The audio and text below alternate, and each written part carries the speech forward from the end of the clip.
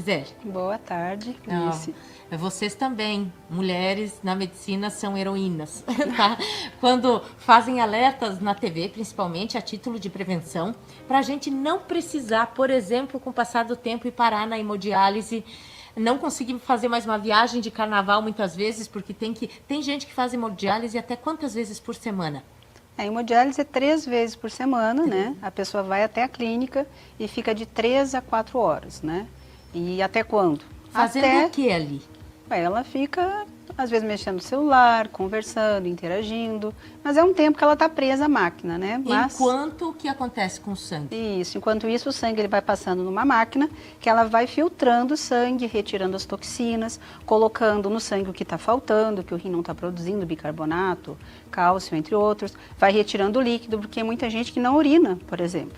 Então ela depende da hemodiálise para retirar esse excesso de líquido no organismo. Nunca mais faz xixi.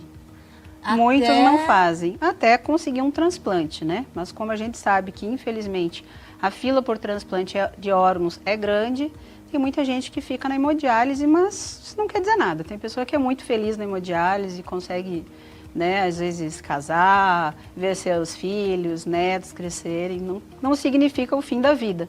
Mas para muita gente é um momento de passagem até fazer um transplante, né? E não é fácil, a gente sabe que não é fácil, né? Muita limitação pela frente. Então, para fugir disso, a gente precisa ficar muito esperto. Olha o que está ali no rodapé, não é exagero nem nada, uma revelação que me deixou chocada. Uma em cada 10 pessoas do mundo tem doença renal e ainda não sabe. Ou seja, o que eu tenho que fazer hoje, doutora, para saber, né? Se estou, de repente, dentro desse grupo. A gente tem que suspeitar, né? Na verdade, sim, todo mundo tem que fazer um check-up dos rins, né? Não precisa ser feito pelo nefrologista, o próprio clínico. Às vezes o ginecologista faz isso, pede um check-up, pelo menos uma vez por ano, fazer um exame de creatinina no sangue, um exame de urina, um parcial de urina e um exame de albuminúria. Porque nem sempre a creatinina, que é o exame que vê a função do rim, ela está alterada. Mas a urina já pode dar sinais, por exemplo, perda de proteína, sangramento, leucócitos. Então isso já vai dar uma indicação. Então fazendo esses 3 exames, creatinina, parcial de urina e albuminúria, a gente consegue rastrear cerca de 90% das doenças dos rins. Porque qual é o problema, Vanessa? É que os rins eles são silenciosos. Então, eles só vão dar sinais de doença numa fase muito avançada, quando o rim está abaixo de 70% de função. Mas são 2.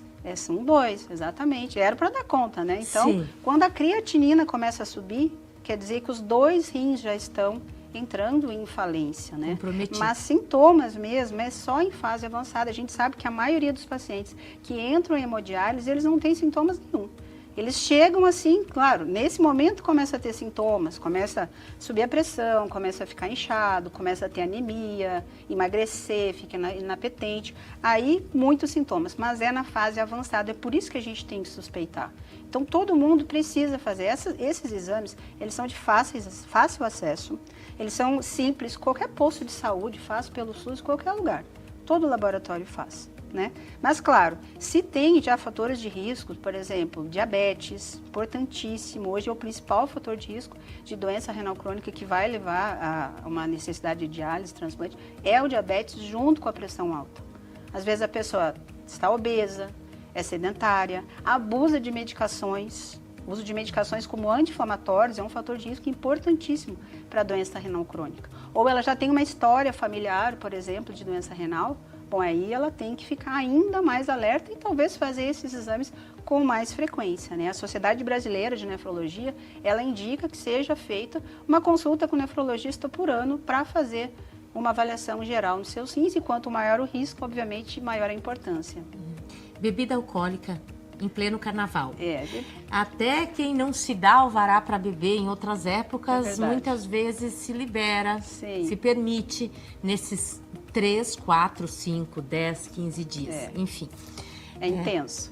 Assim, a bebida alcoólica, como tudo na vida, com moderação, a maioria das pessoas podem consumir, tá? Sempre respeitando uma limitação, assim, que isso já a Organização Mundial da Saúde manda. Para o homem, 2 doses, que equivaleria a 2 latinhas de cerveja. Para a mulher, 1 latinha de cerveja. Né, varia, mas é uma quantidade pequena. Mas a gente sabe, por exemplo, no carnaval ninguém respeita isso, né?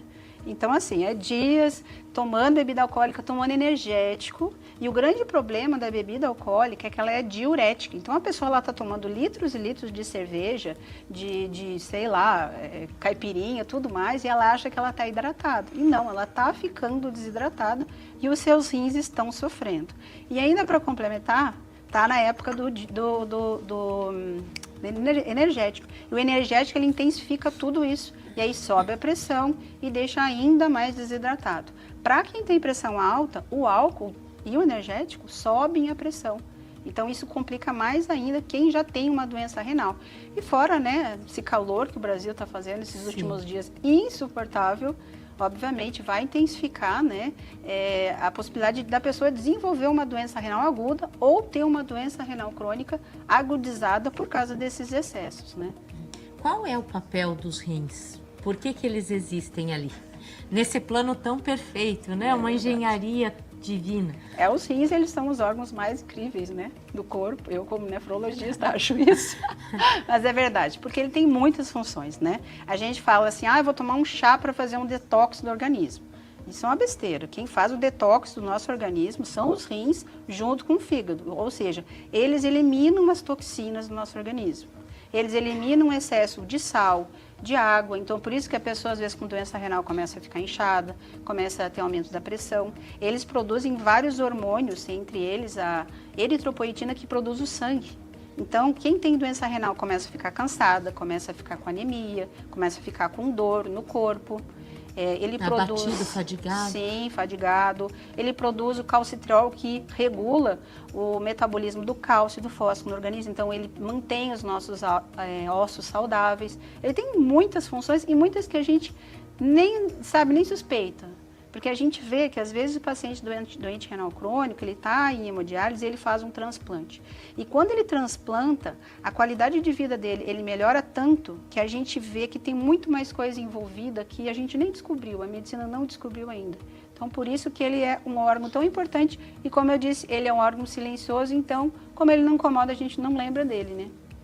Criança também sofre com problema renal ou a gente coloca nessa estatística adulto exclusivamente? Olha, as estatísticas de criança eu realmente não sei, mas também, né, infelizmente, também muita criança com doença renal, às vezes muitas doenças genéticas, né, então já, às vezes nascem com dilatação do rim, às vezes nascem com um rim só ou um rim que não desenvolve. Hoje em dia tem tido muito caso de criança que nasce prematura com baixo peso e os rins acabam ficando pequenos, então na fase adulta ele acaba tendo uma doença renal, né, ou infecções urinárias na infância que vão impactar lá na fase adulta, então crianças também têm que fazer check-up dos seus rins. Obrigada, doutora. Uma aguinha, um chazinho aqui, pronto, tá pago.